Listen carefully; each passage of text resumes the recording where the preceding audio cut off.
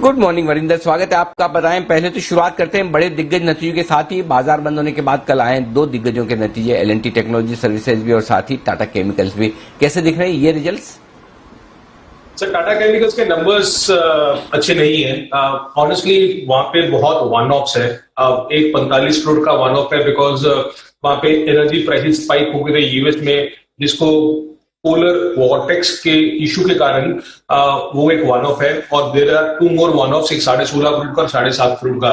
Even आप ये दोनों चीजें जो वन ऑफ से निकाल देते हैं सर, उसके बाद भी मेरे हिसाब से जो एडजस्टेड अबिटा है वो 330 करोड़ आता है। 330 करोड़ का मतलब है सर कि लास्ट क्वार्टर 470 करोड़ था और लास्ट ईयर 400 करोड़ था। तो इवन वन ऑफ निकालने के बाद भी नंबर्स बहुत नीचे आ रहे हैं, अबिटा बहुत नीचे आ रहे हैं। इनका कॉल कॉल है सर आज।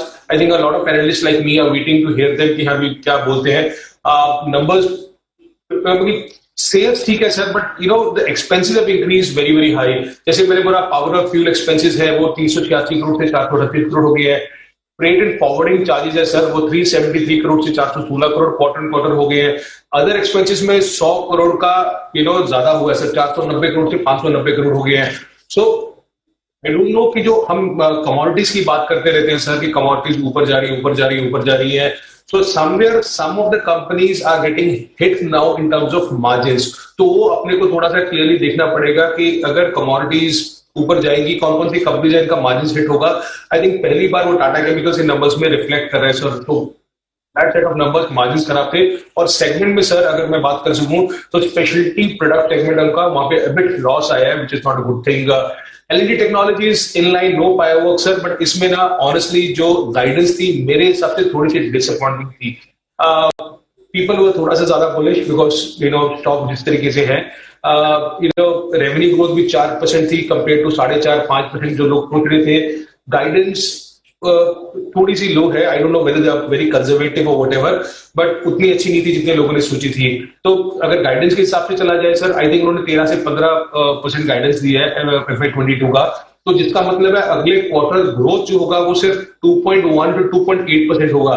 तो इस क्वार्टर आप सोचिए सर 4% ग्रोथ हुआ है। So they are only giving a guidance कि हम अगले क्वार्टर जो है या क्यूमुलेटिवली जो क्वार्टर है उसमें सिर्फ हम लोग मैक्सिमम 2.1 से 2.8% ग्रो करेंगे, जिसका मतलब है जो रन रेट अभी है उसे कम ग्रो करेंगे।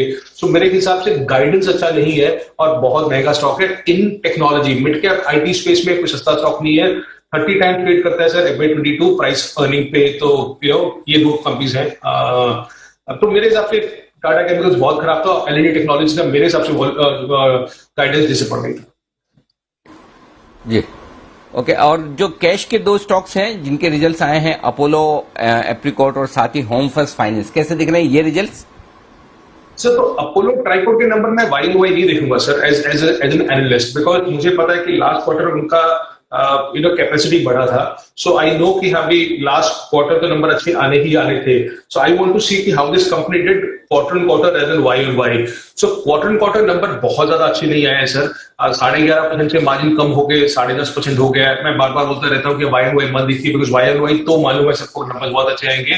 तो क्वार्टर क्वार्टर उस तरीके से नंबर्स तोड़फोड़ या फायरवर्क्स नहीं आए जो हमेशा लोग अपोलो ट्राइकोट से एक्सपेक्ट करते हैं। मार्जिन नीचे है, एबिटा नीचे है, प्रॉफिट नीचे है। और सर टू बी ऑनेस्ट, मैं एक बढ़िया इन्वेस्टर हूं, मैं बार बार बोलता हूं कि मुझे समझ में नहीं आता कि इस कंपनी को इतना वैल्यूएशन क्यों दूं मैं। 3800 करोड़ का मार्केट कैप है सर, 100 करोड़ का प्रॉफिट दिया है इसने लास्ट ईयर। तो टीटीएम पे ये 35-36 टाइम पे ट्रेड करता है और कोई भी कन्वर्टर नहीं होगा जो इतना महंगा ट्रेड करता है इंडिया में। So very very expensive for me. Home First Finance honestly sir good set of numbers, good to stable बोलूंगा मैं। आई थिंक डिसबर्समेंट्स बहुत अच्छी थी इनकी, रिकॉर्ड डिसबर्समेंट्स की है लास्ट क्वार्टर में। एसेट क्वालिटी इन कंट्रोल है। तो अगर कुछ रे ऑफ अच्छा लगा कल मुझे तो सिर्फ होम फर्स्ट फाइनेंस के नंबर्स अच्छे दिखे। Otherwise Tata chemicals, Apollo tricot, L&T कुछ मजा नहीं आया। बिल्कुल, तो ये है आपके लिए नतीजों पर। शुगर सेक्टर भी बड़ा एक्शन में है। शुगर सेक्टर पर आपने गहरी रिसर्च भी की हुई है। शुगर शेयरों में इतनी तेजी की वजह क्या है? क्या अब भी यहां पर पैसा लगाने का मौका है? सर मैं एक चीज बोलूंगा सर शुगर सेक्टर पे कि आई थिंक मेरा एक व्यू है सर कि लोग बहुत बोलते हैं कि शुगर सेक्टर सिक्लिकल है, सिक्लिकल है, सिक्लिकल है, सिक्लिकल है। I don't agree with that point sir कि वो सिक्लिकल सेक्टर है। आपको याद होगा हमने बात भी किया था सर कि शुगर सेक्टर की शुगर कंपनी की 3 टांगे होती हैं, एथेनॉल, शुगर और पावर। सर एथेनॉल में आज की डेट में कहानी ऐसा है कि आप जितना भी एथेनॉल बनाते हो आपको फिक्स्ड प्राइस दिया हुआ है। अलग अलग 3 कैटेगरी के हिसाब से आप जिस तरीके से बनाते हो, बी मोलासिस, सी मोलासिस या शुगर केन से बनाते हो, तो आपको वो भाव मिलता है और आपको पैसा 1 महीने में वापस आता है।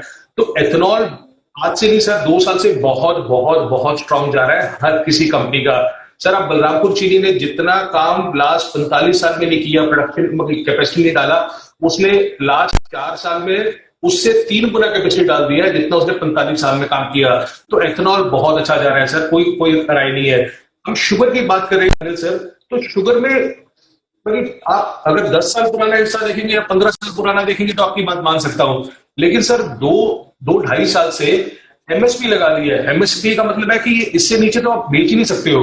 सो सिक्लिकलिटी फैक्टर कहां से आ गया इस चीज में कि अगर आपको एमएसपी लगा दिया 31 रुपए से नीचे आप बेच ही नहीं सकते हो, तो आपको प्रोटेक्शन मिल गया है, सो उससे नीचे नहीं जाएगा, अभी ये कंपनी लॉस नहीं करेगी। तो वो सिक्लिकलिटी फैक्टर वो पहले होता था, आज नहीं है। सो आई डोंट एग्री कि ये बहुत ज्यादा सिक्लिकल है। I think ethanol is giving very structural change to sugar, और शुगर में एमएसपी लगने के बाद बहुत चेंज हो गया है। और अभी सर अभी जो ये भाव बढ़ रहे हैं, let me tell you sir, मैं एक छोटा सा पॉइंट जल्दी बोलता हूं। इंडिया में आज की डेट में ज्यादा से ज्यादा 7 या 8 मिलियन टन का शुगर सरप्लस है। सब कुछ मिला के I give you the numbers later. आज के टाइम में सर अगला जो नेक्स्ट सीजन है उसमें ब्राजील का प्रोडक्शन 6 से 7 मिलियन टन कम होगा, थाईलैंड का 6 से 7 मिलियन टन कम होगा।